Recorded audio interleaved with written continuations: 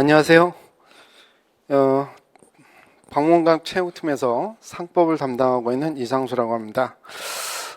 이 시간에는 2023년 법원 등기사무직 그 상법 기출문제에 대한 해설을 하려고 합니다. 일단 우리 시험을 본 수험생들에게는 수고하셨단 말씀을 드리고 싶고요. 그리고 이제 이 강의를 2024년을 대비해서 보게 된다고 한다면 그분들에게 몇 가지 당부의 말씀을 드리려고 합니다. 제가 처음에 학원에서 이 문제 출제된 거에서 쫙 받았을 때 느낌이 시험장에서는 상당히 난이도가 높게 느껴졌을 것 같다라는 생각이 들었어요. 그래서 우리 학원 총평에다가 작년보다는 한 5점 이상 떨어지지 않겠느냐 이렇게 말씀을 드렸어요. 그 이유의 가장 큰 이유는 전례로 보면 통상 판례가 약 50% 그리고 조문이 50%에서 조금씩 더 이제 판례 비율이 비중이 높아지는 그런 현상이었는데 올해는 이 판례 비중이 상당히 높았다라는 겁니다. 우리가 4개씩 25개의 문제라고 하면 100개의 문제가 되죠. 100개. 그 100개 중에서 약 35개 정도의 지문이 조문에서 나왔고 나머지 65%가 넘죠. 그러니까 판례에서 출제가 되어졌기 때문에 시험장에서는 조금 난이도 높게 느껴졌을 가능성이 있다. 또 일부 문제에서 그동안에 우리가 계속 접했던 판례가 아닌 판례가 몇 개 정도 출제되어졌기 때문에 그러한 점에서 아마 시험장에서의 그 체감 난이도는 높았지 않겠느냐라고 해서 작년보다는 점수가 좀 떨어질 것 같다 이런 총평을 냈어요. 그리고 나서 이제 정식으로 문제를 받아서 이 문제를 다시 보게 됐는데 보면서 한편으로는 안도의 한숨을 쉬었습니다. 이유는 우리가 그동안 계속 강조하고 또 풀어왔던 문제들 또는 암기했던 판례들이 주된 내용이 되어졌기 때문이에요. 또 계속적으로 이 문제를 푸는 스킬이 늘어져 있다면 비록 모르는 판례가 나왔더라도 그 판례의 내용 자체에서 여러분들이 답을 찾을 수 있는 그런 능력도 길러져 있기 때문에 문제를 잘 풀어냈을 것이다 라고 보여집니다. 일단 우리 체험팀에서 상법을 들은 친구들은 아마도 꾸준히 매월 보는 그 모의고사 시험, 그래서 이 모의고사 시험에서는 우리가 법무사 시험이라든가 회계사나 세무사 시험이라든가 우리 시험에 있어서 출제됐던 그러한 기출문제들을 가지고 매월 모의고사 문제를 봤는데 그 안에서 문제가 거의 다 출제가 됐다라는 겁니다. 특히나 아마 이번 23년도를 대비하면서 공부한 친구들이 6월 달에 시험을 본 모의고사가 있을 거예요. 기억하는지 모르겠는데 올 6월에 본 모의고사 시험 문제에서 지문들이 답이 되는 지문들이 그대로 출제된 것이 상당수가 나왔죠. 그런 점에서는 저는 수업을 2023년 대비 시험은 그래도 성공적으로 했구나 라는 생각이 들었습니다. 어쨌든 우리가 우리 시험을 공부하면서 이 체험팀에서 공부한 친구들의 경우에는 아마도 좋은 점수를 맞았을 것이다. 그러나 그렇지 않고 시험을 봤던 친구들은 상당히 난이도가 높았다라고 느끼고 수밖에 없는 그런 형태의 시험 문제 출제했다고 보여집니다. 그리고 전체 시험 문제가 우리가 통상적으로 총칙상해가 한 10문제 그리고 회사법에서 15문제 해서 25문제가 출제되어지고 또 총칙과 상행의 비율도 약 3대 7 정도로 되어지는데 이번 시험 문제의 구성은 조금 달라졌다는 겁니다. 상법 총칙이 5문제가 출제가 됐어요. 그러니까 전범위에서 출제가 됐다고 할 수가 있습니다. 그리고 상행에서는 3문제밖에 출제가 되지를 않았어요. 그리고 회사법 통칙이라고 할 수 있는 내용과 그 주식회사의 설립에 관한 내용을 묶어서 우리가 얘기를 하게 되면 한 4문제 정도가 출제가 됐고, 주식에 관해서 4문제, 그리고 주총회가 2문제, 이사가 5문제, 상당히 많이 출제가 됐어요. 감사가 1문제. 그래서 기관에 관한 문제가 거의 8문제 출제가 되어졌다. 상당히 많은 비용으로 집중적으로 출제됐고, 그 다음에 이제 우리가 회사의 회계와 관련되는 내용에서 한 문제가 출제되는데, 이 한 문제는 바로 우리 최신 판례 특강, 그리고 6월 모의고사에 나왔던 지문 그대로 나와버렸죠. 그래서 일반적으로 우리가 신주 발행에서부터 뒤로 회사의 회계와 관련되는 내용 안에서도 한 2-3문제가 출제되어지는데 그렇지 않았다. 이러한 점에서 우리가 문제 분포 유형이 좀 박혀져 있었다라고 하는 겁니다. 어떤 면에서는 좀 더 쉽게 문제를 볼 수도 있었겠지만, 또 집중적으로 나오는 파트가 이렇게 많다 보면 문제가 난이도가 조금 올라가는 경우도 있을 수 있다는 점에서 처음에 말씀드렸듯이 아마도 난이도를 좀 높게 생각하는, 높았다고 생각하는 친구들도 있을 거라고 보여진다라는 겁니다.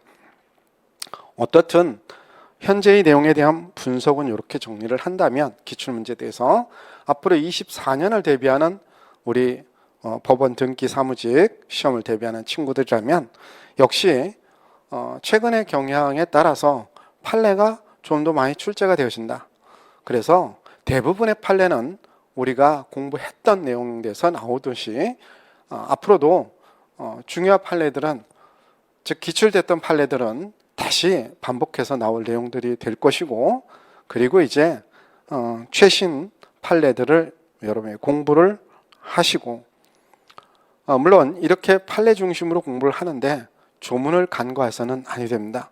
이번 시험 문제에서도 조문과 관련해서 만약에 조문을 제대로 공부를 하지 않았다면 2-3개는 남들은 맞는데 본인은 틀리는 이런 경우가 있었을 거라고 보여져요. 그런 점에서 조문 공부도 여러분이 간과해서는 아니 되고, 그래서 우리가 강의에서는 조문을 먼저 공부하는 내용을 할 것이고, 그 다음에 판례를 또 익히는 과정을 거칠 것이고, 그래서 조문과 판례를 한꺼번에 다시 반복해서 듣는, 공부하는 그런 과정 해서 1년의 과정으로 나가게 될 것이고, 그 과정을 잘 따라온다면 내년에도 상법은 고득점을 할 거라고 믿습니다. 전체적으로도 우리 이 방문각 체험팀 모든 교수님들이 하는 수업을 잘 따라서 1년 동안 열심히 간다면 여러분은 내년에는 역시 합격의 문이 활짝 열려 있을 거라고 생각이 됩니다.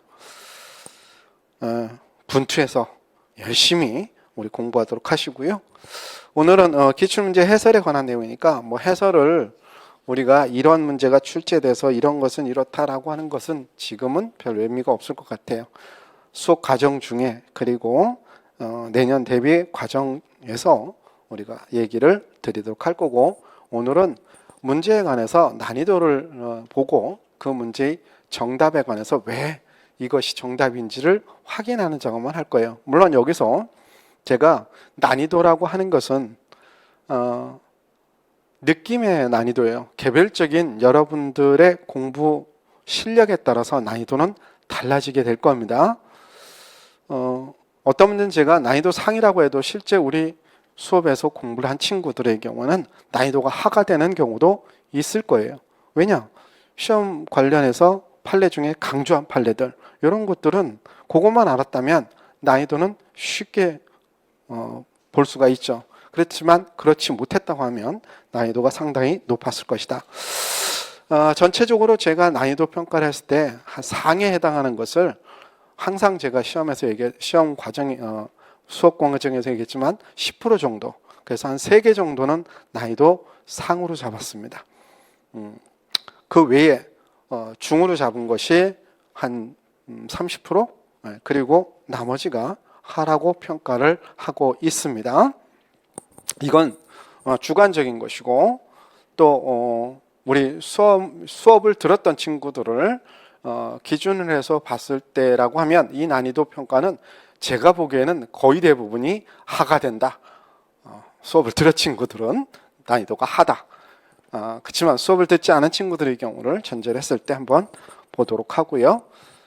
일반적인 어디서나 공부를 해서 봤을 때 난이도의 평가를 기준으로 해서 그러니까 상중하를 말씀을 드린데 꼭 그렇지는 않다. 그러나 느낌상의 난이도다라고 보시면 되겠습니다. 그래서 1용의 문제를 가지고 일단 우리가 보도록 하는데 이 특징이 법원 시험의 경우에 법무사든 이 법원직이든 앞에 부분에 좀 어려운 문제를 확 내요. 어려운 문제를 확 내고 그 뒤로 갈수록 문제가 쉬워져요. 근데 시험장에서는 어떻게 될까요? 앞에 어려운 문제가 팍 튀어나와 버리니까 당황을 하게 되고 그럼 시험 시간 내에 시험 문제를 풀어내는 데 있어서 제 실력을 발휘하지 못하는 이런 경우들이 있는 경향이 상당히 많습니다. 그래서 올해도 마찬가지로 그렇게 된 것 같아요. 1번 문제를 보게 되면 다음 설명 중 옳지 않은 것은 이렇게 냈어요. 이 얘기는 뭐냐 하면 상당히 포괄적인 내용을 한꺼번에 묶어서 문제를 출제하는 것이고 지문이 깁니다. 지문이 길고 이것들이 전부 각각의 내용으로서 판례가 묶여 있으니까 어떤 특별한 제도에 관한 내용이 아니었다라는 점입니다. 자, 그래서 1번에 보면 가장 옳지 않은 것은 했어요. 그 중에 1번 지문을 보면 요거는 우리가 강조하면서 봤던 판례죠. 393조 제1항의 규정에서 우리가 이사회의 업무 집행 권한에 관한 내용을 얘기했어요. 그래서 이러이러한 사항들은 이사의 결의를 거쳐야 된다. 근데 만일 거치지 않았을 때 대표이사 행위에 대해서 기존의 판례와 전원합의체가 바뀌어서 그 내용을 설명을 드렸을 거예요. 2020년도, 21년도에 바뀐 거죠. 그래서 여기 보면 주식회사 정관이나 이사회 규정 등에서 이사회 결의를 거치도록 대표이사의 대표권을 제한하는 경우, 그래서 393조 1항에 관련되는 거죠. 이에 대해서 209조 2항이 준용됨으로써 209조 2항은 대표권의 제한의 경우에는 선의 제3자 대항하지 못한다라는 것이고, 여기서 선의 제3자라는 건 중대한 과실이 없는 선의 제3자란 얘기가 되죠. 그래서 이 규정을 그대로 준용해서 선의 제3자, 즉 중대한 과실이 없는 선의 제3자에 대항하지 못한다라고 전원합의체 판결이 바뀌었다는 거죠. 그래서 거래행위 상대방인 제3자가 209조 2항에 따라 보호받기 위해서 선의 외에 무과실까지 필요하지 않지만 중대한 과실이 있는 경우에는, 그러니까 중대한 과실이 없어야 된다는 얘기입니다. 경우에는 제3자 신뢰 보호할 만한 가치가 없다고 봐서 거래행위가 무효라고 해석함이 타당하다. 그래서 전원합의체 판결이죠. 그래서 무중과실설이라는 것이 다수의 견해였습니다. 그 다음에 2번 지문도 우리가 항상 봐왔던 내용입니다. 우리가 이사의 의무 중에서 감시 의무라는 게 있었죠. 그래서 감시 의무의 경우에는 업무집행이사나 대표이사 외에 업무집행권이 없는 평이사, 사회이사의 경우도 감시 의무를 부담하게 되고 이를 위반하면 그에 따른 임무혜택에 따른 399조의 손해배상 책임을 져야 된다라고 했어요. 바로 그것만 알면 알 수 있습니다. 그래서 보면 이사는 담당 업무는 물론 대표이사나 업무 담당 이사의 업무 집행을 감시할 의무가 있다. 그렇죠? 예. 그래서 스스로 법령을 준수할 뿐만 아니라 대표이사나 다른 업무 담당 이사도 법령을 준수하여 업무를 수행하도록 감시 감독할 의무를 부담하게 되죠. 요거는 이제 업무 담당 이사의 경우인데 업무 담당을 하지 않는 이사의 경우도 이러한 감시 감독 의무를 부담한다라고 분명히 말씀드렸어요. 물론 이러한 감시 감독 의무의 경중에 관한 내용에서는 달라질 수 있지만 감시 의무는 부담한다. 그래서 이러한 감시 감독 의무는 사회이사 등 회사의 상무에 종사하지 않는 이사에 대해서는 적용되지 않는다. 이게 틀렸죠. 업무 집행권이 없는 평이사, 사회이사의 경우에도 감시 의무를 부담한다라고 우리가 판례를 분명히 했던 내용입니다. 그래서 수업을 들었던 친구들은 이 문제의 답은 쉽게 찾아냈을 거예요. 그렇지 않다고 한다면 난이도가 상당히 높은 문제였다. 3번의 판례도 우리가 했던 내용이죠. 이사의 출석과 결에 기권하였다고 의사록에 기재되어 있다. 이거는 뭐예요? 일을 한 기재가 의사록에 없는 자. 그럼 의사록에 이의 기재가 한 것이냐? 아니죠. 그죠? 그래서 얘는 이의가 있는 자가 아니다라는 거죠. 그래서 399조 제3항에 따라 이사회 결의에 찬성할 수로 추정할 수 없다 그랬습니다. 따라서 얘는 399조 2항에 따라서 이사회 결의에 찬성한 이사는 연대의 책임을 진다라는 규정인데 그에 따른 책임을 부담하지 않는다라는 것이 판례 입장이죠. 그래서 기권했다라고 하는 것. 그래서 얘는 뭐 한 거예요? 출석하지 않은 거죠. 네. 4번. 요거는 이제 우리가 잘 보지 않던 판례였습니다. 그러나 뭐 문제 푸는데 전혀 문제가 없는 내용이죠. 주식회사 이사의 역할, 파산이 주식회사에 미치는 영향, 회생 절차 개신청과의 균형, 파산 신청권자에 대한 규정의 무능과 취지 등에 비춰보면 자본금 총액 10억 원 미만인 소규모 주식회사가 아닌 주식회사, 이사회가 존재한다는 얘기죠. 그래서 대표이사가 회사를 대표하여 파산청할 경우 대표이사의 업무 집행 권한은 일상 업무에 속하지 않는 중요한 업무죠. 파산 신청이라는 것 자체는 그래서 이것도 원래 판례가 나온 겁니다. 판례가 있는 거예요. 그래서 파산 신청이라는 것은 대표이사의 일상적이지 않은 중요한 업무다. 그럼 어떻게 해야 돼요? 이사회 결의를 거쳐야 된다라는 거죠. 그래서 이사회 결의가 필요하게 되어진다라는 거죠. 이사에게 별도의 파산 신청권이 인정된다고 해서 달리 볼 수 없다. 즉 이사회 결의를 반드시 거쳐야 된다라고 하는 겁니다. 그래서 이 내용도 우리가 이사의 경우에 대표 이사의 경우에 있어서의 권한과 관련되는 내용에서 일상적이지 않은 중요한 업무의 경우에는 대표이사가 전결할 수 없다라고 수업 시간에 강조해서 말씀드렸던 내용입니다. 그래서 여기서 답은 우리가 일단 2번이다. 그래서 난이도상으로 제가 상이라고 한 이유는 우리 수업과 관련 없이 이 문제를 풀었던 친구들은 상당히 어려웠을 것이다 라는 겁니다. 다음 2번 문제도 또 마찬가지인데 이 문제만큼은 제가 법무사 시험을 강의할 때 수험생들을 강의할 때는 이 판례를 얘기했는데 우리 법원직 시험에서는 이건 하지 않았었어요. 잘 나오지 않는 판례였기 때문이었어요. 그래서 아마 제 수업을 들은 친구들은 이 내용에 관해서는 여러분들이 조금 어렵게 볼 수도 있었다라고 보여집니다. 그러나 잘 정리를 해보면 문제를 답을 찾는 데는 제가 보기엔 답을 충분히 찾을 수 있었지 않았을까라고 보여집니다. 그래서 이번 문제도 상이라는 난이도를 제가 체크를 했는데요. 자, 보면 일단 1번 176조 1항에 의해서 법원에 회사의 해산 명령을 청구할 수 있는 이해관계입니다. 이 자는 직접적으로 회사의 존립에 관해서 직접적으로 이해관계가 있는 자를 말하게 된다라고 합니다. 그래서 휴면에서의 존재로 인하여 그 명칭과 예산 상호 변경 등기를 할 수 없다는 사정만으로는 이 이해관계가 있다고 보기 어렵다라고 하는 것이 역시 판례의 내용이었습니다. 그래서 중대한 이해관계라는 것, 직접적으로 회사 존립에 관련되는 이해관계여야 된다라는 겁니다.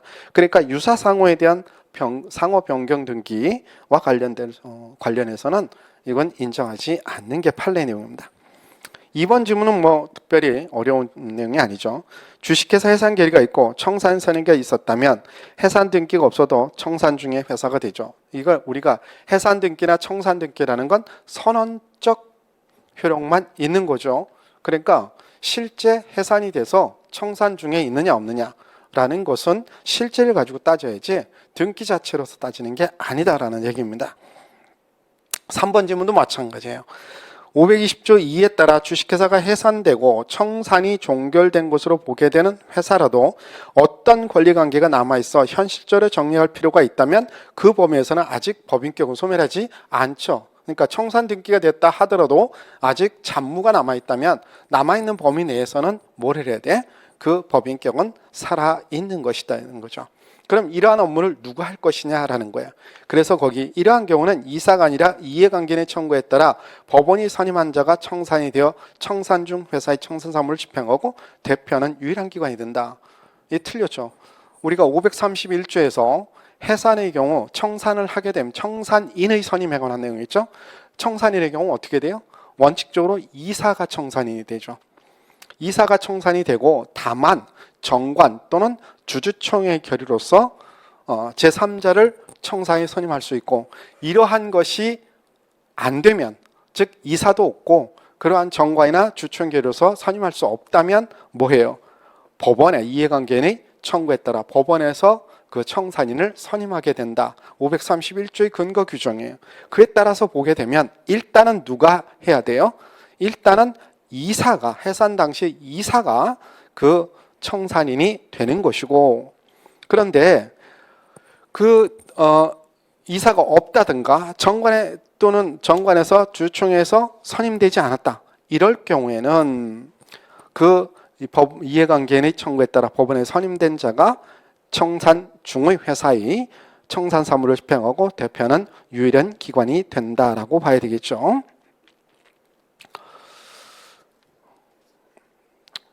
그래서 이사가 없다면 그 누가 법원에서 선임한 자가 청산이 될 수 있다. 그래서 531조를 알고 있다면, 근데 이런 걸 시험장에서 딱 찾아내긴 좀 어려웠을 거라고 보여져요. 그 어떻든 1, 2번 지문은 뭐 여러분들이 틀렸다고 보지 않았을 가능성이 높고, 그 다음에 이제 4번 지문이 그러면 볼게요. 회사의 기본 재산인 동시에 영업의 근간이 되는 부동산의 소유권 귀속과 등기 절차 등에 관련된 소송이 계속됐기에 부득이 영업을 계속하지 못했다. 이게 176조 제1항 제2호에 의하면 정당한 사유 없이 1년 이상 영업을 휴지하거나 또는 개업하지 못했대. 그죠? 그래서 1년 이상 영업을 휴지했다. 왜 휴지를 했을까? 소송 때문에. 이러한 그 부동산에 관한 소유권 문제. 이게 이제 대표적인 판례인데요. 내가 부동산 임대업을 하고 싶어요. 그래서 부동산을 구입을 했어요. 구입을 했는데 이 구입된 부동산에 대한 소유권 문제가 소송이 된 거예요. 그럼 뭐예요? 영업을 못하게 되겠죠?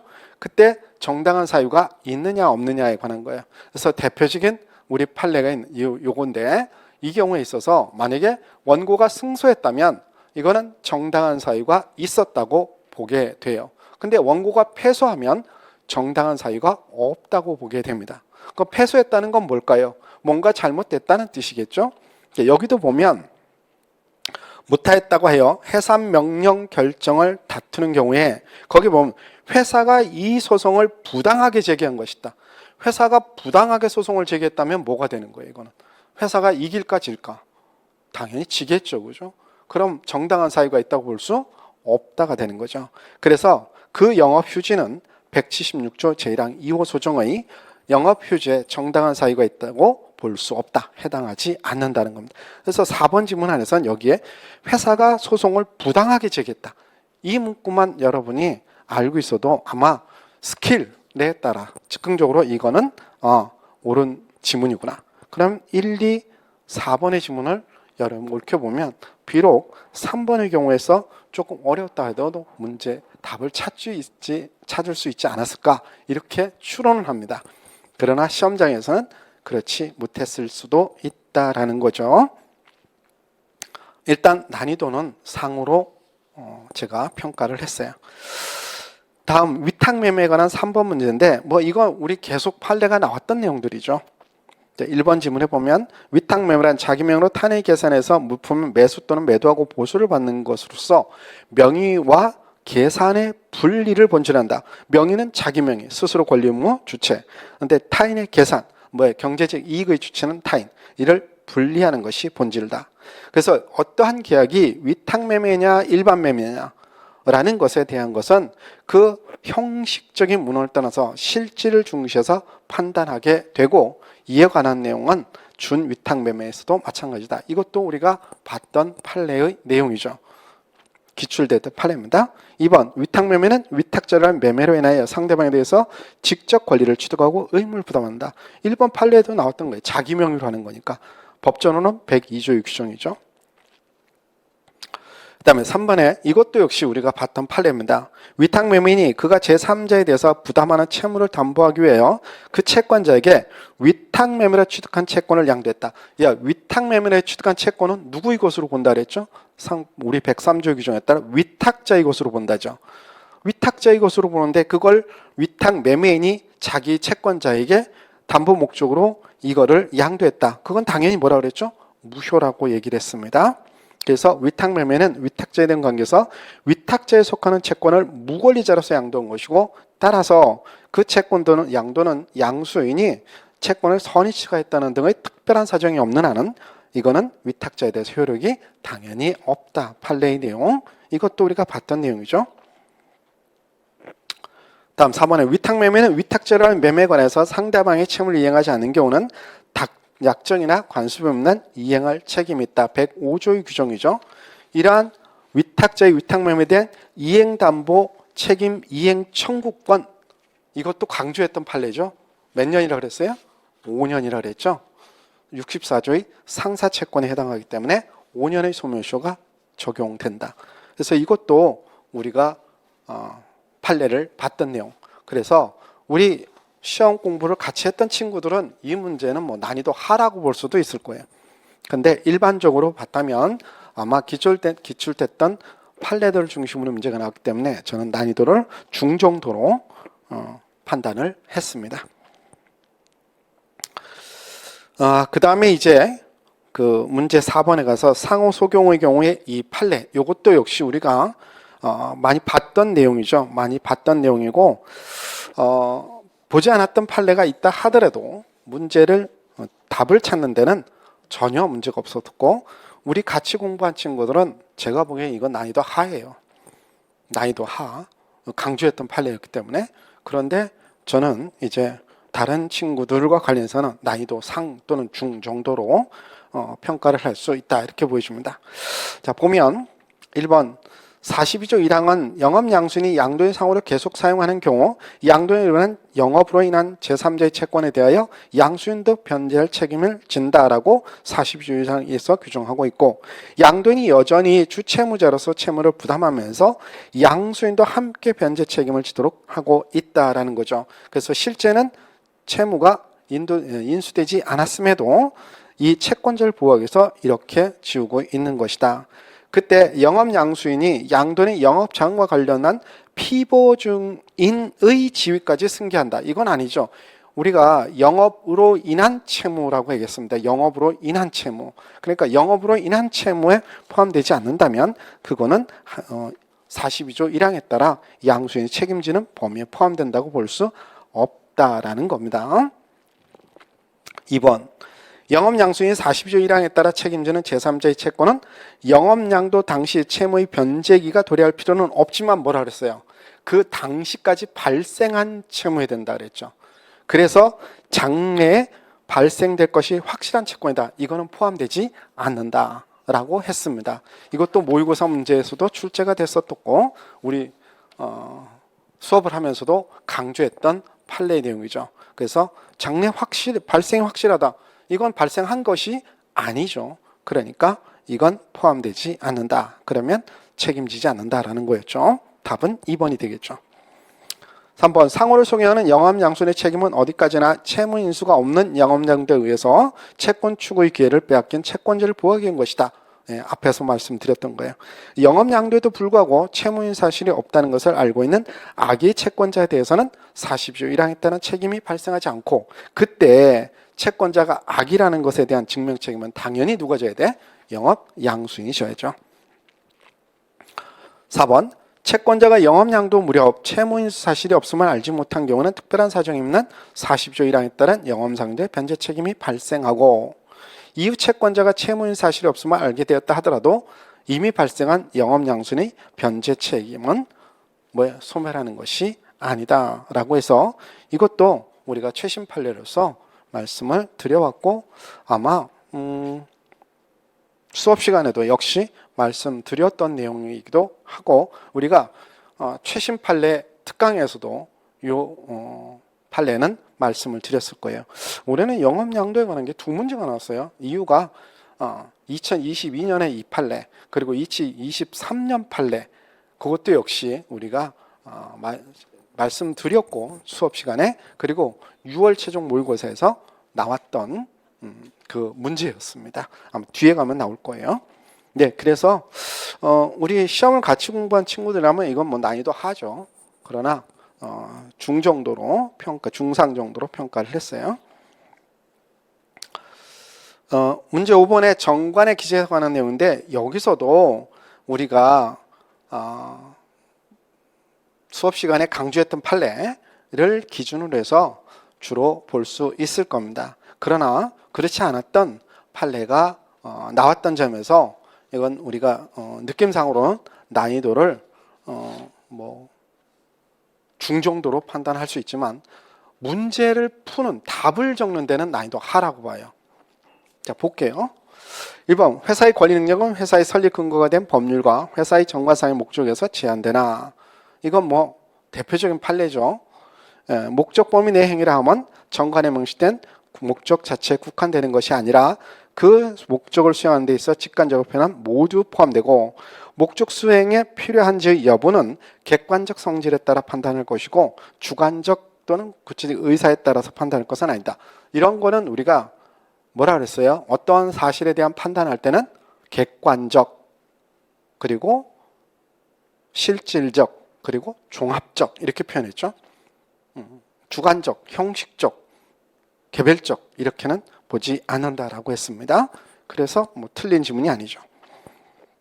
2번, 대표이사가 정관에 규정된 병합주권의 종류와 다른 주권을 발행하였다 하더라도 회사가 이미 발행한 주식을 표창한 주권을 발행한 것이라면 단순히 정관의 임의적 기재상에 불과한 병합주권의 종류에 관한 규정에 위배되었다는 사유만으로, 임의적 기재상이라는 것은 기재해도 되고 안 해도 되는 내용이죠.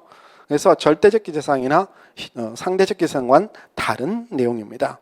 그래서 그 사유로 이미 발행된 주권이 무효라고 할 수 없다. 우리가 대표이사의 경우 주권의 발행은 전결사항이다라고 했던 강의 내용입니다. 그러니까 이사회나 주총회 결의 없이 대표이사가 전결하여 발행할 수 있고 그 발행된 주권은 당연히 유효하다라는 겁니다. 몰랐다. 혹시 여러분이 몰랐다. 그래도 넘어가 보겠습니다. 3번, 당사자의 회사를 설립하기로 합의하면서 그 일방은 이것도 많이 나온 판례죠.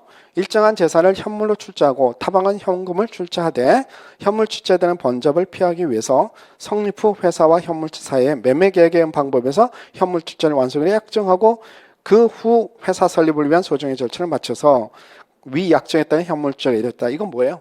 변태 설립상 중에 재산 인수에 해당한다 그러는 게 판례죠. 재산 인수에 해당하기 때문에 정관의 규정이 없으면 효력이 없다. 이것도 많이 했던 내용이에요. 4번 지문을 보고 이걸 못 맞췄으면 문제가 크죠. 예. 정관은 원칙적으로 언제 효력이 발생해요? 공증인의 인증을 받음으로써 효력이 발생하는 거죠. 292조의 규정에 따라 공증인의 인증을 받아야 되는 것이다. 다만 자본금 10억 원 미만의 회사의 경우는 발기인 전원의 김영란의 서명으로서 그 효력이 발생한다라고 했죠. 그러니까 답은 앞에 세 개는 되게 느낌상으로 어려운데 답은 끝까지 보니까 4번이 금방 나와버리게 되는 거예요. 그래서 우리 역시 같이 공부한 친구들의 경우 저는 난이도를 하라고 보지만 그렇지 않다고 한다면 아마 중정도. 근데 시험장에서 이건 시간을 좀 허비했을 것이다 라는 생각이 듭니다. 여기까지 하고 나면 이 뒷부분에서는 아마 시간을 굉장히 단축할 수 있었을 거예요. 자, 6번 문제 기관에 관한 주식회사 기관. 1번, 회사가 이사의 자리를 떠난 사람을 상대로 제소했다. 우리가 394조 제1항에 따라서 이사가 회사에 대해서 회사가 이사에 대해 소송을 제기할 때 감사가 회사를 대표한다라는 규정의 경우에는 전 이사는 포함되지 않는다라고 했죠. 전 이사는 포함되지 않는다. 이것도 많이 강조했던 판례입니다. 그러면 이사의 자리를 떠난 사람을 상대로 제소했다. 그럼 어떻게 돼요? 이 경우는 감사가 회사를 대표하는 게 아니라 대표이사가 회사를 대표한다죠. 그래서 아직 재직 중에 일어난 사유라는 것이라면 이건 살짝 꼬시는 거죠. 그런데 지금은 뭐 했어요? 이사의 자리를 떠난 자예요. 따라서 이 경우에는 394조 1항이 적용되지 않습니다. 즉 대표이사가 회사를 대표해야 되죠. 답은 1번입니다. 그래서 난이도는 제가 하라고 평가를 하는데 우리 같이 공부 안 한 친구들의 경우는 아마 중 정도 이상으로 여러분이 느꼈을 수도 있습니다. 2번, 주식회사의 정관 또는 주주총회 기로 이사임기를 별도로 정하지 않을 때 상법에 규정하는 이사임기는 최장의 3년을 경과하지 않는다라고 했습니다. 근데 이 규정에 따라서 임기가 인정되는 건가요? 아니죠. 임기는 정관으로 정해야 됩니다. 그렇기 때문에 단순히 이 3년이라는 기간 내에 부당하게 해임됐다 하더라도 385조 1항이 적용되지 않는다. 즉 회사에 대해서 손해배상을 청구할 수 없다라고 얘기했죠. 이것도 우리가 많이 알고 있는 판례입니다. 3번 회사의 채무부담행위가 398조 조정의 이사의 자결에 해당하여 이사의 승인을 요한다 할지라도 채무부담행위에 대해서 사전에 주주 전원의 동의가 있었다면, 이것도 많이 봤던 판례죠. 그럼 이건 이사의 승인이 없다 하더라도 회사는 책임을 면할 수 없다, 피할 수 없다라고 했죠. 그래서 옳은 지문. 4번 이사 또는 감사에 대한 퇴직 위로금은 뭐예요? 보수 일종이죠. 따라서 정관의 규정이 없으면 주총의 계획으로서 이를 정해야 된다. 다 우리가 수업 시간에 봤던 내용들입니다. 그래서 제가 난이도를 하라고 했는데요.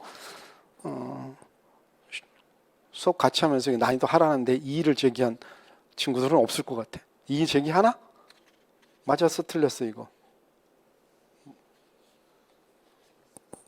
왜? 지금 했던 내용 설명드리니까 어때? 그러니까. 자, 7번 문제. 특별결의에 관한 설명 중 가장 옳지 않은 것은 이사는 언제든지 주중에 특별결의에 해임할 수 있다. 385조 1항이죠. 정관의 병은 당연히 주중에 특별결의죠. 434조. 회사 영업의 중요한 일부를 양도하는 행위를 할 때는 주중에 특별결의 374조 제1항. 4번 회사의 영업을 중대한 영향을 미치는 다른 회사 영업의 일부를 양도하는 행위도 374조 제1항 3호에 따라 특별결의가 필요하죠. 이건 뭐 난이도 하죠. 다음 사인 간의 매매에 관한 특칙, 이것도 뭐 우리가 난이도 하라고 볼 수 있죠. 1번 사인 간의 매매에서 매수인이 멸실 또는 훼손될 염려가 있는 목적물 수령을 거부하거나 수령할 수 없는 때 매도인은 뭐 할 수 있어요? 공탁 또는 경매할 수 있는데 원칙적으로는 상당한 기행할 전에 최고해야 되죠. 근데 이 항에서 만약에 멸실 훼손 염려가 있다, 그래서 최고할 수 없는 상태가 됐다라고 하면 최고 없이도 경매할 수 있다라고 하고 있습니다. 67조 규정. 2번 사인 간의 매매에서 당사자의 의사표시에서 일정한 일시에 이행하지 않으면 계약의 목적을 달성할 수 없는 경우 당사자 일방이 그 이행 시기를 경고한 때 상담에 즉시 그 이행을 청구하지 않으면 계약은 해지한 것으로 본다. 이건 68조 법조문 그대로죠. 3번 사인 간의 매매에서 매수인이 목적물을 수령할 수 없다는 지적 시를 검사하여 하자 또는 수량 부족을 발견한 경우는 즉시 발견할 수 없는 하자가 있는 경우 6개월 내에 매수인이 매도인에게 통지를 발송하지 않으면 그로 인한 계약의 해제 대금 감액 또는 손해배상을 청구할 수 없다. 69조 1항이죠. 근데 이거 적용되지 않는 경우를 우리가 얘기했죠. 제일 중요한 건 뭐였어요? 불완전 이행에 해당하는 채무 분리행의 경우는 이 규정을 적용하지 않는다라고 한 내용이죠. 그 다음에 수량이 지정된 부동산 임대차 계약이라든가 또는 특정인에 대해서 수량을 지정하여 그 매매를 하는 경우, 그래서 수량 지정된 특정물 인도 채무의 경우, 이와 같은 건 도급계약의 성질을 갖고 그래서 67조 1항이 적용되지 않는다. 뭐 권리 하자의 경우가 있는 경우도 적용되지 않는다. 이 판례들도 강조했던 내용입니다. 2번이 틀린 거죠. 묻는 청구에도 적용된다가 틀린 거죠. 4번 사인 간의 매매에서 매수인은 매매 목적물 수령 후 하자를 이유로 적법하여 매매계약을 해지했다. 매도인의 비용으로 그 목적물을 보관해야 된다. 70조 규정에 나오는 것, 강조한 건 매도인의 비용이라고 표현했습니다. 그래서 답은 3번이 되고, 난이도 평가에서 우리 같이 공부한 친구들은 하라고 평가했어요. 그렇지 않으면 아마 중정도로 이상으로 보여졌을 겁니다. 9번 문제로 가도록 할게요. 이것도 우리가 답을 찾는 데는 특별히 어려움이 없었을 거예요. 물론 그렇지 않게 느꼈던 친구들도 있을 겁니다. 1번 질문 많이 나온 거죠. 주총에서 감사를 선임하는 경우 선임 결의와 피선임자의 승낙만 있으면 피선임자는 대표이사 별도 임명계약을 체결했는지 여부 관계없이 뭐예요? 감사의 지위를 취득한다. 전원합의 처분으로 바뀌었던 내용. 그죠? 이것도 많이 얘기했던 거고. 자, 그 다음에 2번. 주식회사 감사는 회사의 필요적 상상을 기관해서 회계감사를 비롯해서 이사의 업무 집행 전반을 감시할 권한을 갖는 등 상법 기타 법령이나 정관에 정한 권한과 의무가 있다. 감사는 이러한 권한과 의무를 선량한 관리의 주를 다해야 이행해야 되고 위반하여 임무를 해태한 때 그로 인한 회사가 입은 손해를 배상할 책임이 져야 되는 건 당연하죠. 414조 제1항의 규정에 따라. 그래서 판례가 이렇게 얘기하고 있지만 감시 의무 위반이니까 임무 해태에 따른 책임이 있습니다. 3번도 많이 얘기를 했고 그래서 여러분 질문도 많이 했던 거죠. 감사선임에서 3%를 초과하는 주식은 원래는 371조의 규정에 따라서 출석주주 의결권수에 산입되지 않는다라고 하고 있지만 우리 판례는 발행주식총수에 산입하지 않는다. 근데 이건 조금 문제가 있는 판례의 사실은 지금 이 지문 자체가 제가 수업 시간에도 얘기했는데 78%를 초과하여 이 단어를 여러분이 기억하시면 알 거예요. 어떤 회사 발행 주식 총수의 78%를 초과해 취득하고 있는 주주가 있다고 한다면 만약에 371조 1항을 규정을 적용하게 되면 감사를 선임할 수 없다. 그래서 이 경우에 발행 주식 총수에 산입되지 않는다라고 하는 판례를 얘기했습니다. 근데 이거를 모든 경우에 적용하기에는 조금 문제가 있습니다. 그런 어떤 판례가 나왔던 내용이에요. 자, 그런데 4번에 보면 주총에 선임된 감사가 회사와의 명시적 또는 묵시적 약정에 따라 업무를 다른 이사 등에게 포괄적으로 위임하고, 이건 지문 자체에서 틀렸죠. 감사가 이사에게 포괄적으로 위임한다. 말이 돼, 안 돼? 말이 안 되는 거예요. 문제 출제 오류예요, 이거는. 원래는 이게 뭐가 되어 있냐면 주총에 선임된 이사감사가 이렇게 되어 있어요. 이사감사가 회사와의 명시적 또는 묵시적 약정에 따라 업무를 다른 이사감사 등에게 포괄적으로 위임하고 이렇게 되어 있는 거예요. 근데 이거를 문구를 잘못 썼어. 앞에서는 이사를 빼버렸고 뒤에서는 감사를 빼버렸어요. 그러다 보니까 문장이 잘못돼 버린 거지. 시험장에서 이건 못 느꼈나요? 네, 감사가 이사 등의 포괄적으로 위임하다. 이건 말도 안 되는 소리인 거지.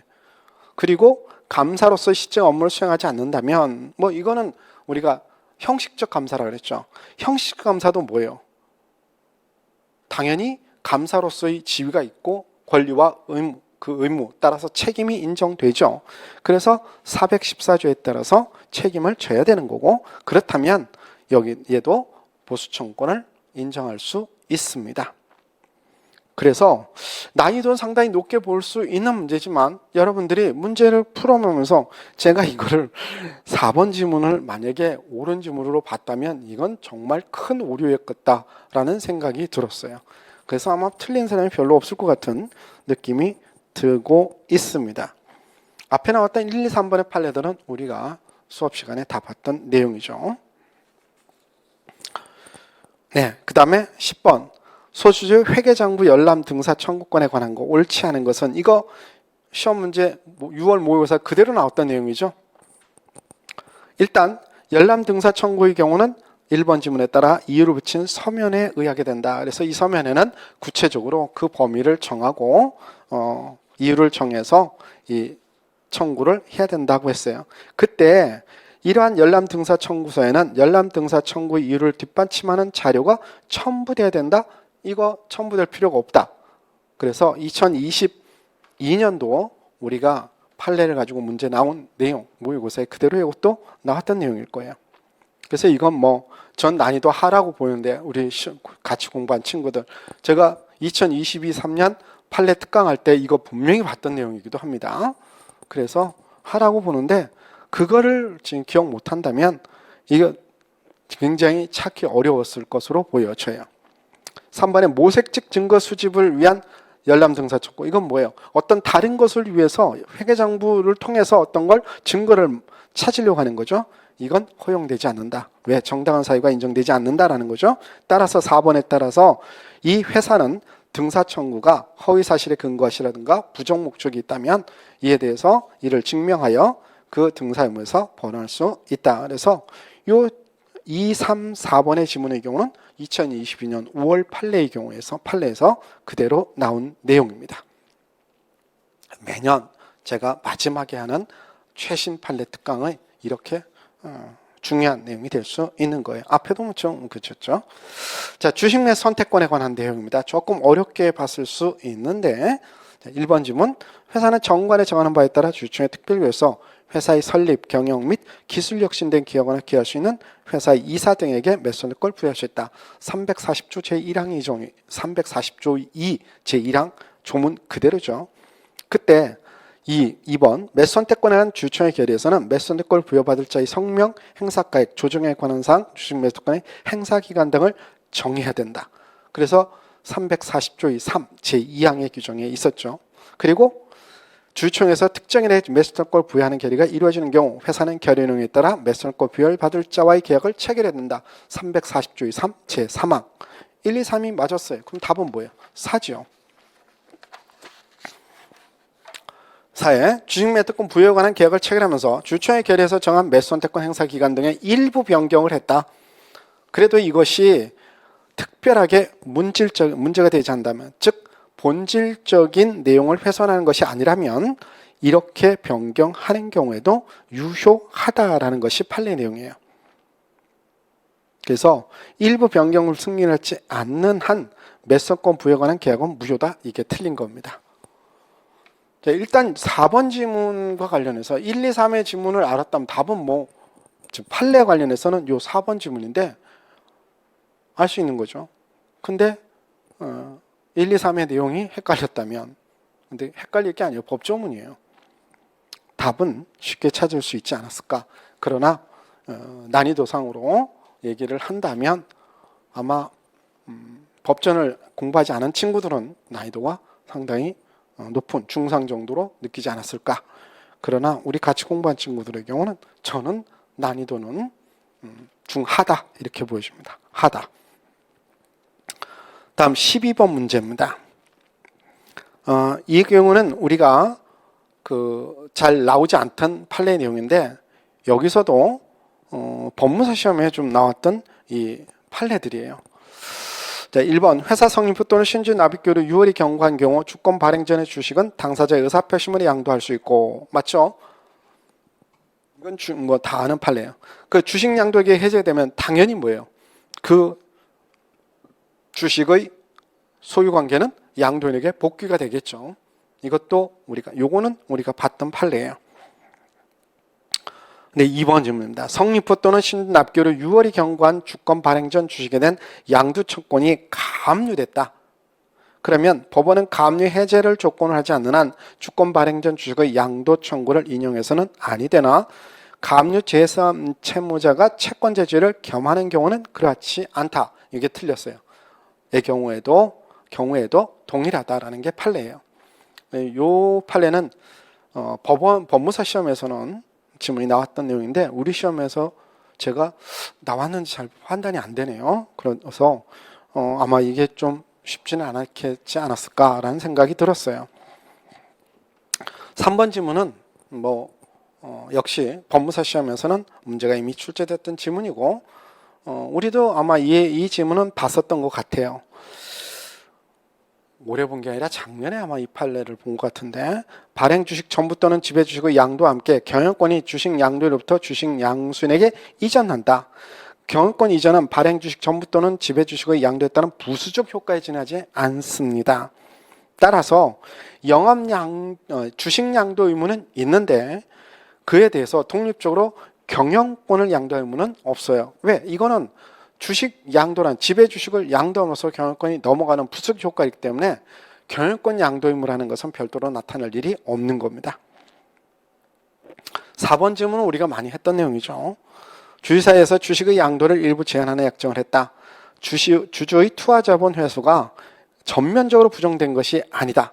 또 선량한 풍속 규박의 사회질서에 반하지 않는다면 원칙적으로 유효하다라고 하는 겁니다. 그래서 이 경우도 조금 공부를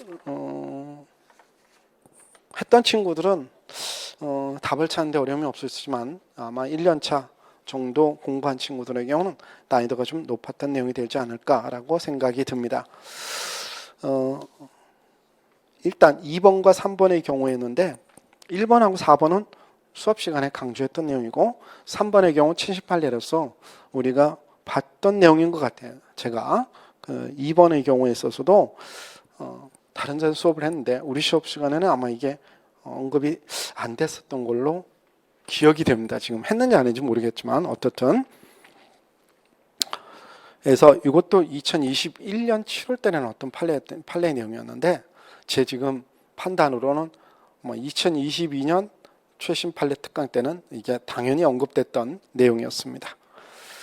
다음 13번 문제로 갑니다. 상업사용인 1번 상업사용이 권한 없이 상인의 영업과 관계없는 일에 관하여 영업과 관계없는 일에 관하여 상인 행위에 대응한 경우에 특별한 습관이 있다고 믿을 만한 사정이 없는 한 상업사용은 이만으로 대리권이 있는 것으로 믿을 만한 정당화 있다고 보기는 당연히 어렵죠. 왜?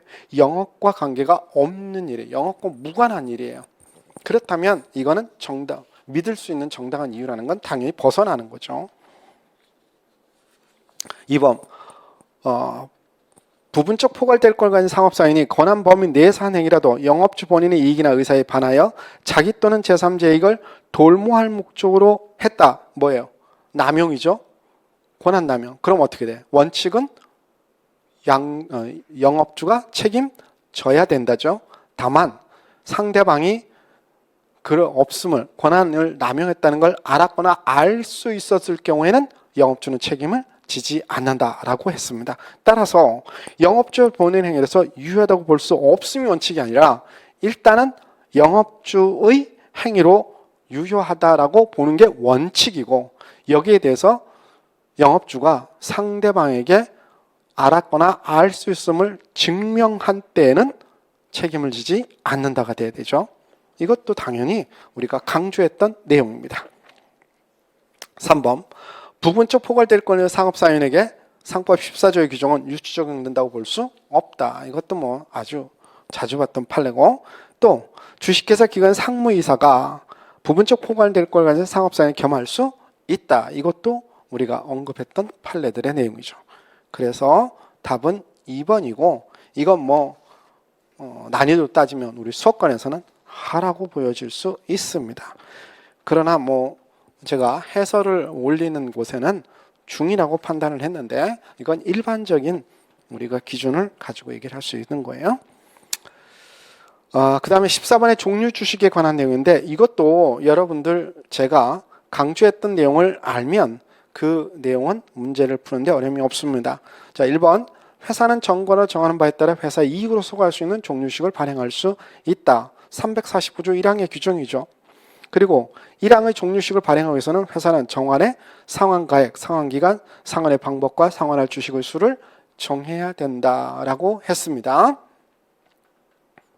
이것도 법조문 우리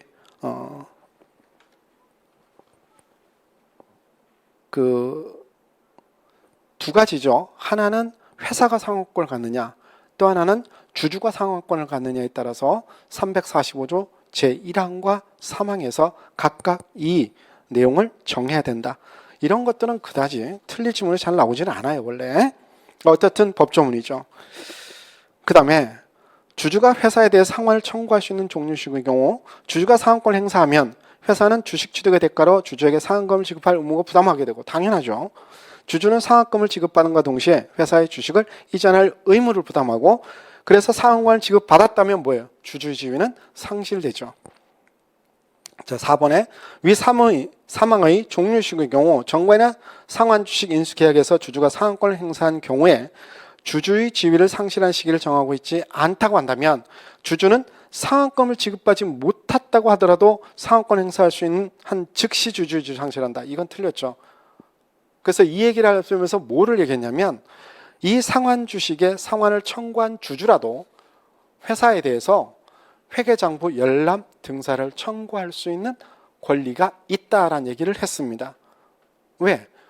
이 상환 대가를 금액을 정하기 위해서 회계장부 열람을 하겠다고 청구한 것은 정당한 사유가 있고 그래서 아직 상환 대금을 지급받지 않았다면 주주로서의 권리를 행사할 수 있다. 이렇게 우리가 판례를 얘기했습니다.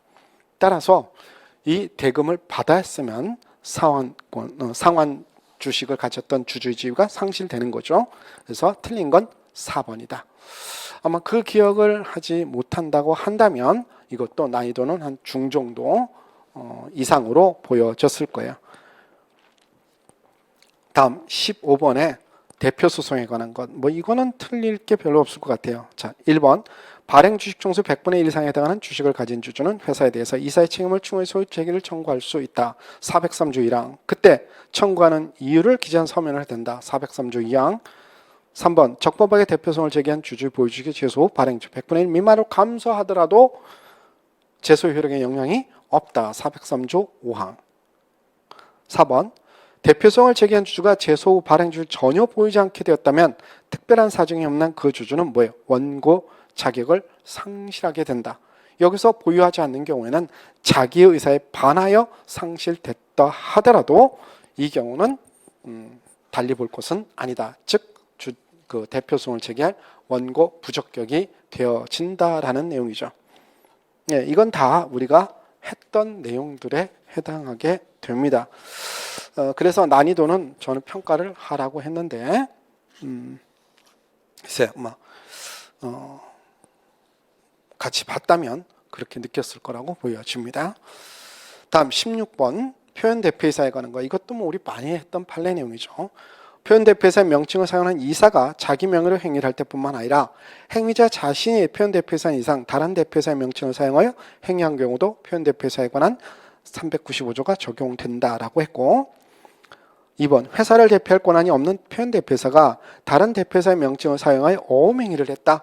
그때 회사가 책임을 지는 선의 제3자는 직접 어음을 취득한 상대방뿐만 아니라 그로부터 선의로 취득한 제3 취득자도 포함된다죠. 배서의 양도에 의해서 취득한 제3자도 포함된다라고 얘기를 우리가 판례를 강조했던 내용입니다. 그래서 2번이 틀린 거죠. 3번에 395조가 규정하는 표현대표이사 행위로 인한 주식회사의 책임이 성립하기 위하여 제3자의 선의 외에 무과실까지 필요한 것은 아니지만 제3자가 회사의 대표이사가 아닌 이사에게 그 행위를 함에 있어 회사를 대표할 권한이 있다고 믿었다 할지라도 그와 같은 믿음에서 중대한 과실이 있다면 당연히 제3자에 대해서 책임을 지지 회사는 않습니다. 선이라는 건 무중과실을 얘기하는 것이다. 이것도 우리가 많이 얘기했던 내용이에요. 근데 4번 지문 같은 경우는 글쎄 했나 모르겠는데 이게 주로 법무사에도 무슨 시험이 출제됐던 내용인데 격리 담당 이사라고 하는 것은 특정 영업 부분에 대한 업무 담당 이사예요. 그렇기 때문에 이자의 경우는 회사를 대표할 권한이 있다라고 볼 수 없다라는 겁니다. 따라서 395조에 따른 책임이 인정되지 않는다. 예, 그래서 답은 2번이고 이것도 수업을 충실히 들었다면 답을 찾는 데는 어려움이 없었을 겁니다. 17번 문제인데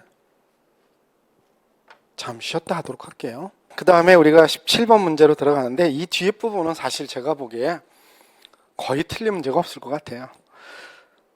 볼게요. 이사 등과 회사 간의 거래, 자기거래 398조의 규정이죠. 1번 이사가 자기 또는 제3자의 계산으로 회사와 거래하기 위해서는 미리 이사회에 해당 거래에 관한 중요한 사실을 밝히고 이사의 승인을 받아야 된다라고 했죠. 그때 이사의 승인은 뭐예요? 총이사 3분의 2 이상의 찬성이죠. 세 가지 얘기했었습니다. 자기거래 승인, 사업계 이용 승인, 감사위원회 해임은 총이사 3분의 2 이상 이렇게 얘기했죠. 그러니까 이건 답은 당연히 맞았을 것이고 3번 이사의 승인을 받지 못한 이익상반 거래에 대해서 사전에 주주 전환 동의가 있다거나 그 승인에 관한 주주총회의 권한상으로 정해져 있는 등의 특별한 사정이 없는 한 아무런 승인 권한이 없는 주주총회에서 사후적 추인했다. 이거 뭐라 그랬어요? 안 된다 그랬죠? 주주총회에서 추인하는 건 인정되지 않는다. 이사회 승인사항이니까. 그래서 우리가 수업 시간에 이런 얘기 했었죠. 과거의 판례가 이사회에서 사후 추인하는 것은 인정된다는 판례가 있다. 근데 그 지문이 잘 나오기가 어렵다. 왜? 미리 위에 1번에 나왔듯이 미리 이사의 승인을 얻으려는 규정 때문이다. 그래서 판례 중에서 주총회 승인으로 추인한다. 이건 효력이 없다. 이 얘기도 수업 시간에 제가 강조했던 내용입니다. 4번도 했던 내용이죠. 회사에 대해 채권을 가지고 있는 대표이사가 회사를 위해서 보관하고 있는 회사 소유의 금전으로 자신의 회사에 대한 채권 벤처 충당했다. 이건 뭐예요? 회사의 손해가 돼야 안 돼? 안 되는 내용이죠. 따라서 이건 이해충돌 관계가 없으니까 자기거에 해당하지 않는다. 그래서 답은 2번. 다음 18번 문제입니다. 1번 지문의 경우에서 여러분이 조금 어렵게 느껴졌을 수 있다라고 보여져요. 그런데 이것도 우리가 했던 내용입니다. 자, 일단 갑회사와 을회사가 기업의 형태 내용이 실제로 동일하고 갑회사는 을회사의 채무를 면탈 목적으로 설립된 것이라면 갑회사가 을회사의 채권자에 대해서 을회사는 별개의 법인격을 가졌던 회사라는 주장하는 것이 신의성실의 원칙에 반하거나 법인격을 남용한 것으로 인정된다. 이게 뭐예요? 법인격 부인론이죠. 그때 법인격 부인의 판결은 절차법의 법적 안정성이란 차원에서 뭐라 그랬죠? 기판력의 확장력이 인정되지 않는다라고 했죠. 따라서 여기 소송 절차 및 강제 집행 절차에 있어서 을 회사에 대한 판결의 기판력 및 집행력의 범위를 갑회사까지 확장하는 것은 허용되지 않는다. 그래서 법적 안정성이라는 차원에서 기판력 확장력이 인정되지 않는다. 옳은 질문이죠. 2번 설립 중인 회사가 성립하기 위해서는 적어도 정관이 작성되고 발기인이 적어도 일주 이상의 주식을 인수할 것을 요한다. 판례 내용이었죠. 그 다음에 설립 중인 회사를 실체가 갖추기 이전에 발기인이 취득한 권리무는 어떻게 된다 그랬어요? 별도 이전 자체를 거쳐야만 회사에 귀속되죠. 설립 중인 회사에 귀속됐던 권리무는 이전 절차 없이 회사로 바로 귀속이 되지만 발기인이나 발기인 조합에 귀속됐던 권리의무는 별도 이전 절차를 거쳐야만 회사에 귀속된다. 따라서 구체적 사정에 따라 우선 발기인 개인 또는 발기인 조합에 귀속되었다가 특별한 이전 행위가 없더라도 이건 틀렸죠. 특별한 이전 행위를 거쳐서 설립 후의 회사에 귀속된다라고 했습니다. 회사는 다른 회사의 무한 책임성이 되지 못한다. 173조 규정이죠. 다음 19번. 자, 설립 등기에 관한 내용입니다. 이것도 글쎄요. 법전을 제대로 안 봤다면 난이도가 쉽지는 않았을 내용이에요. 그러나 답을 찾는 데는 제가 보기에 특별히 문제가 안 될 것 같은데 1번 상법은 주식회사 설립 등기에 관해서 발기 설립의 경우 최종 절차가 종료한 날로부터 2주간 내 모집 설립의 경우도 마찬가지예요. 그 절차가 종료부터 2주간 내 설립 등기를 하도록 규정하고 있다. 317조 제1항의 규정이에요. 그리고 2번 주식회사 설립 당시 주식의 양도에 관해서 이사의 승인을 얻도록 정했다면 이거는 등기도 해야 되고 정관에도 기재가 되어야만 하고 주식 청약서에도 기재가 되어져야 합니다. 3번 설립 등기 등기사항에는 290조에 따라 정관에 기재될 효력이 발생하는 변태 설립상 이거 포함되느냐라는 거예요. 317조 제2항에 나오는 15가지 내용에 포함되지 않습니다. 자, 이 상대적 기재사항이죠. 변태 설립상이라는 건. 상대적 기재사항은 뭐예요? 정관에 기재가 없다면 효력이 없는 것뿐이고 정관에 반드시 기재해야 되는 내용은 아니에요. 정관에 반드시 기재하는 내용이라면 우리가 절대적 기재사항이라면 당연한 것을 뺀 나머지의 경우는 당연히 등기해라. 예를 들면 목적이라든가 상호라든가 액면 주식의 일주 금액이라든가 또는 본점 소재지라든가 발행할 주식의 총수라든가 이런 것들은 등기가 되어져야 되겠지만 그래서 절대적 기재사항은 등기되어야 된다라는 거예요. 그러나 상대적 기재사항은 등기할 필요가 없는 거죠. 그래서 이건 들어가 있지 않습니다. 물론 이 변태 설립사항이 여러분이 또 착각했을 수 있는데 주식청약서엔 기재돼야 돼요. 302조 제2항의 주식청약서에는 어떻든 이건 몰랐다 치고 그럼 1번은 맞고 또 2번의 경우도 맞는 내용이고 4번에 가면 주식의 설립 등기가 맞춰지면 주식인수의 청약서 흠결 이러한 무효 또는 사기 강박 착오로 한 취소 주장은 제한된다. 320조 1항의 규정에서 뭐라 했어요? 320조 1항에서 설립 등기 후에는 이를 가지고 무효나 취소를 할 수 없다라고 되어 있는 거죠. 근데 그때로부터 2년 내 한해 설립 무효소를 지게 수 있다. 이게 아마 여러분들이 착각을 했을 가능성이 있어요. 제가 분명히 무효 취소는 주장할 수 없다. 그러니까 320조 1항이고 그 다음에 이때로부터 2년 내 한해 설립 무효소를 제기할 수 있다. 앞에 것과 연결해서 이 말을 보면 완전히 달라져 버리는 거죠. 근데 이거는 따로 있죠. 328조 규정에서 주식회사 설립 무효의 경우는 설립 등기 후 2년 내에 제기할 수 있다라고 되어 있는 거죠. 그래서 320조와 328조의 조문을 묶어놓은 것에 불과한 거예요. 네, 등기가 맞춰졌다면을 기준으로 해서 320조 1항 그리고 등기가 맞춰졌다면 등부터 그 기간 그때로부터 2년 내 328조. 그래서 이건 당연히 옳은 지문이고 따라서 틀린 건 3번이 되어지죠. 물론 이와 관련해서도 조문을 제대로 못 봤다면 이건 난이도가 쉽게 보지는 않았을 거예요. 근데 답을 찾는 데 있어서는 글쎄요, 제가 보기에는 답을 찾는 데는 고민을 조금 했다면 어려움이 없었을 거라고 보여집니다. 다음 20번. 상인 및 상행에 관한 설명 중 가장 옳지 않은 것은, 이것 뭐 답 찾는데 쉬웠을 거예요. 당사자 일방이 수인인 경우에 그중 일이 행하면 상해가 되더라도 전원에 대해서 상법이 적용된다. 상법 제3조죠. 주식회사의 대표이사가 개인이 회사의 운영 자금으로 사용을 하고 돈을 빌리거나 투자를 받았다. 이건 뭐예요? 상해에 해당하지 않는다. 이 판례도 뭐 강조됐던 내용이죠. 우리가 수업 시작할 때 제일 처음에 나오는 내용들 중에 판례 중에 가장 대표적으로 강조했던 내용이니까 답을 쉽게 찾았을 거예요. 그리고 3, 4번의 경우는 역시 최신 판례로 관련해서 여러분이 봤던 거고, 의사나 의료기관은 뭐예요? 상해라고 볼 수 없고, 그래서 이들에 대한 채권은 상사 채권이 인정되지 않는다. 세무사도 마찬가지로 상인이 아니고 따라서 그 채권도 상사 채권에 해당하지 않는다라는 거죠. 답은 2번. 이 21번 상사의 주권, 이것도 틀렸다면 문제가 되는 거죠. 쉽죠? 자, 상사의 주권은 채권자 채무 중 일방의 상행위로 인해 발생한 채권을 피담보 채권하는 경우. 맞아요? 틀렸죠? 상인 간의 상행위로 한 채권이죠. 상인 간의 상행위로 한 채권이 피담보 채권이 되는 것이다. 따라서 1번은 틀렸고, 2번 상사의 주권은 특약으로 배제할 수 있다죠. 58조의 규정이 나와 있습니다. 그래서 이 특약은 명시적이든 묵시적이든 관계없다. 3번 상사의 주권은 민사의 주권과 달리 피담보 채권이 목적물에 관해 생길 필요는 없다. 일반적 관련성이죠. 거기에 다만 그 대상이 되는 물건은 채무자 소유여야 된다.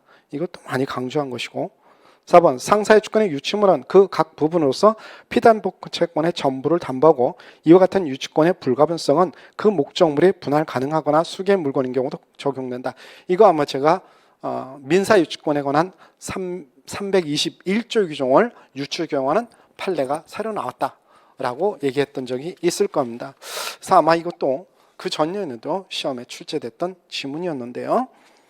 어떻든 이 판례를 몰랐다 하더라도 1번을 답 찾는 데는 문제가 없었을 거고, 그래서 요거 321조의 규정을 유추적 민법 321조 유추적용하는 판례, 그래서 이런 것들이 최신 판례가 기준이 돼서 문제가 출제된다. 아마 다 여러분이 최신 판례로 만든 문제 내에서는 다 보셨을 거라고 보여집니다. 22번의 경우도 이건 답은 쉽게 나왔을 거예요. 자, 주주총회 1번 주주총회 소집은 상법에 다른 규정이 있는 경우에는 이사회가 이를 정한다. 362조 규정이죠. 자본과 총액이 10억 원 미만인 회사는 주주 전원 동의가 있는 때는 소집 절차 없이 주주총회를 개최할 수 있다. 363조 제4항. 발행 주식 정수의 100분의 3 이상에 대한 주식을 가진 주주는 회의 목적성과 소집 이유를 적은 서면을 누구에게 제출하여? 이사회에 제출하여죠. 이사회에 제출하여 임시총회 소집을 청구할 수 있다. 366조 1항. 기본적으로 1번 지문에서 뭐라 그랬어요? 다른 규정이 있는 데는 이사회가 소집할 권한이 있는 거니까 당연히 이사회에다가 소집을 청구해야죠. 감사에게 제출해서. 이건 당연히 틀린 거죠. 감사도 뭐예요? 우리가 412조의 3의 규정에 따라 감사도 그 목적성과 소집을 정한 서면을 이사회에 제출하여 임시총회 소집을 청구할 수 있다라고 규정하고 있죠. 4번 주주총회 의장은 정관의 정함이 없을 때는 주주총회에서 선임한다. 366조 2. 그러니까 이건 법조문이에요. 그래서 법조문에서 여러분들 제가 아마 그 모의고사 냈던 내용 중에서 회계사나 세무사 시험을 기준으로 해서 모의고사 문제를 냈거나 여러 HR에 적용한 것에서 그런 얘기를 했어요.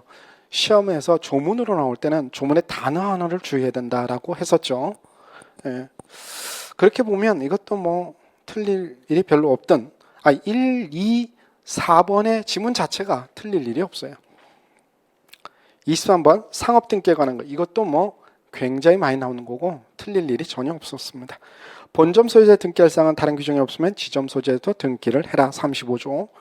상법에 의해서 등기할 사항은 등기하지 않으면 선의 제3자에 대응하지 못한다. 37조 1항. 그때 제3자에는 조세권에 기하여 조세의 부과처분한 국가는 포함되지 않는다죠. 포함되지 않는다. 그래서 답은 3번. 고의 또는 과실로 사실과 상이한 사항을 등기한 자는 상인의 선의 제3자에 대응하지 못한다. 39조의 규정이죠. 이것도 쉽게 풀었을 거예요. 다음 24번 문제가 경업금지 의무, 영업양도. 문제가 앞에 영업양도 두 문제가 나온다 그랬죠. 근데 이게 왜 나왔냐? 이게 최신 판례, 최신 판례 내용과 관련해서 문제가 나온 거예요. 2022년 11월에 나왔던 판례와 관련해서. 그래서 2022년 판례가 영업양도에서 두 개가 있는데 그게 다 문제가 출제된 겁니다. 자, 일단 1번 영업을 양도한 경우 다른 약정 없으니 양도는 10년간 동일한 특별시 광역시 시군과 인접 특별시 광역시 시군에서 동정임을 하지 못한다. 이건 뭐 법조문 41조의 규정이죠. 2번 영업재산의 전부를 양도했어도 조직을 해체 양도했다면 영업양도 되지 않는다. 이것도 판례 우리가 열심히 했던 거죠. 뭐예요? 영업양도는 영업의 동일성을 유지해야 된다라고 했어요. 근데 영업의 동일성이 유지 안 되면 영업양도가 아닌 거죠. 그리고 3번에 경업이 금지되는 대상으로서의 동종영업은 영업의 내용이나 규모, 방식, 범위 등 여러 사정을 종합적으로 볼 때 양도된 영업과 경쟁관계에 발생하는 영업을 의미한다. 이건 몰라도 틀릴 지문이 없어요. 종합적으로 판단해서 라고 나오니까. 그 다음에 4번에 이거예요. 경업금지 청구권은 부작위 채권으로 성질상 양도가 제한된다. 이거 안에서 우리 판례가 얘기한 거죠. 그래서 영업양도가 되면 양수인의 경우는 양도인에 대해서 경업금지 청구권을 갖게 되는 것이고, 그래서 이 경업금지 청구권은 영업양도의 재산의 일부로서 인정되는 것이다. 따라서 만약에 양수인이 제3자에게 그 영업을 전전양도하게 되면 경업금지 청구권도 전전양도가 되는 거예요. 전전양도가 된다. 그것이 2020년 11월에 나왔던 판례 내용이었고, 그에 따라서 답은 4번이 됩니다. 그래서 이 판례를 몰랐다면 글쎄요, 답을 찾는다? 그래도 제가 보기에는 답 찾는데 어려움은 없었지 않을까라고 생각이 됩니다. 그래서 제가 보기엔 난이도 하지만 최근 판례를 또 간과했거나 문구를 이 지문의 문구를 잘 이해하지 못했다면 난이도가 뭐 중은 되지 않았을까라는 생각이 듭니다. 25번에 주주명부에 관한 것, 이것도 뭐 틀렸다면 제가 보기에는 문제가 있다고 봐요. 1번 주주 또는 질권자에 대한 회사의 통지 또는 최고는 주주명부에 기재된 주소 또는 그자로부터 회사에 통지한 주소로 하면 된다. 그렇죠? 353조 1항의 규정. 그때 통지 또는 최고는 보통 그 도달할 시기에 도달한 곳으로 본다죠. 본다. 그래서 이건 353조 2항에서 304조 2항을 준용하게 되어 있고 304조 2항에 따르면 본다. 우리가 이거 할 때 이 추정한다는 얘기와 관련해서는 제가 강조한 게 뭐였어요? 총칙에 1개, 상해편에 3개, 그 회사편에 5개, 9개가 있다. 그거는 추정한다, 외워라. 그리고 나머지는 다 본다다. 이렇게 얘기를 했었을 거예요. 그래서 그것만 봤다면 뭐 이것도 쉽게 풀었을 거라고 보여집니다. 3번 특별한 사정이 없는 주주명부에 적법하게 주주로 기재되어 있는 자는 회사에 대한 관계에서 주주권 행사할 수 있다. 이건 뭐 대표적인 판례죠. 우리가 2017년에 나왔던 전화비치 판결에서 대표적인 판례. 그래서 주주명부에 기재된 자가 주주권을 행사한다.